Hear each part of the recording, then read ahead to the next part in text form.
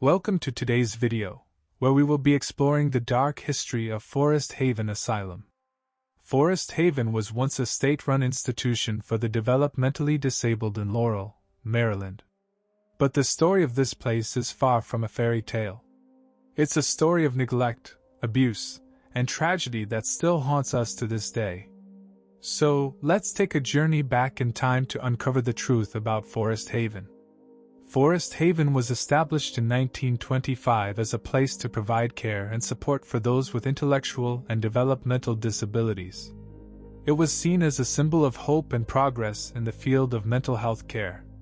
The facility was designed to be a self-sufficient community with its own farm, workshops, and even a school.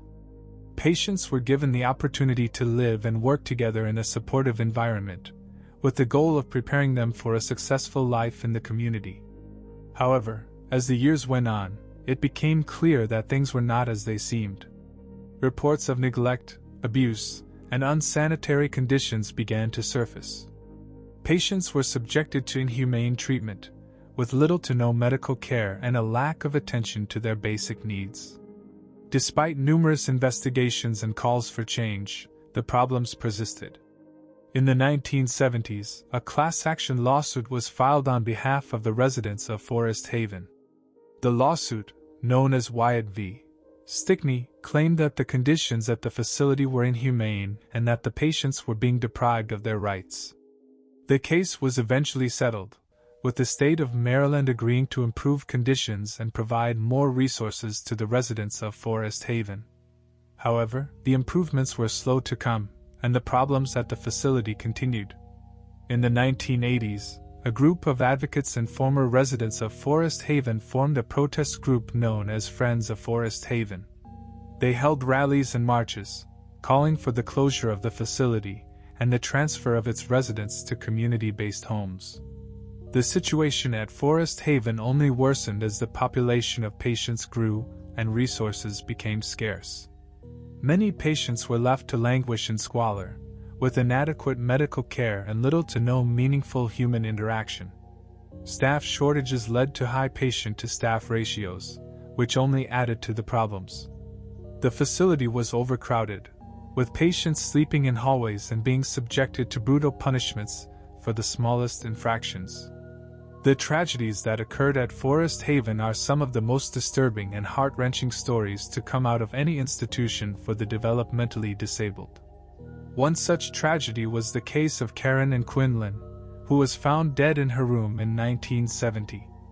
It was later revealed that she had been left in a vegetative state for years, with no proper medical attention. Another patient, named Rosa Parks, who was not related to the civil rights activist, was left to wander the grounds in the middle of winter with no shoes on her feet. She eventually died of hypothermia. In another instance, a patient named Michael had been a resident of Forest Haven for over 20 years. Despite his family's efforts to have him transferred to a more appropriate facility, he was left at Forest Haven to suffer in squalor and neglect. He died in a fire that swept through the facility in the late 1970s. Another patient named Billy was just one of many who were subjected to brutal punishments at the hands of the staff.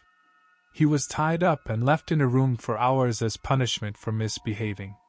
When he was finally released, he was found to be severely dehydrated and close to death.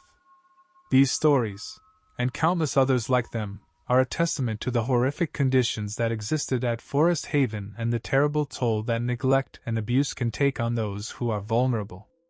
Finally, in 1991, Forest Haven was officially closed. The last of its residents were transferred to other facilities or community-based homes. But the legacy of Forest Haven remains, a haunting reminder of a time when the care of those with intellectual and developmental disabilities was not a priority. The facility was eventually demolished, but its memory lives on as a warning of what can happen when we fail to properly care for those in need. Forest Haven may be gone, but the lessons of its dark history must not be forgotten. It is a reminder that progress is not always linear and that we must always strive to do better. That's all for today's video. Thank you for watching. Don't forget to like and subscribe for more content like this. The history of Forest Haven is a tragic one, but it's also a story of resilience, hope, and the power of advocacy.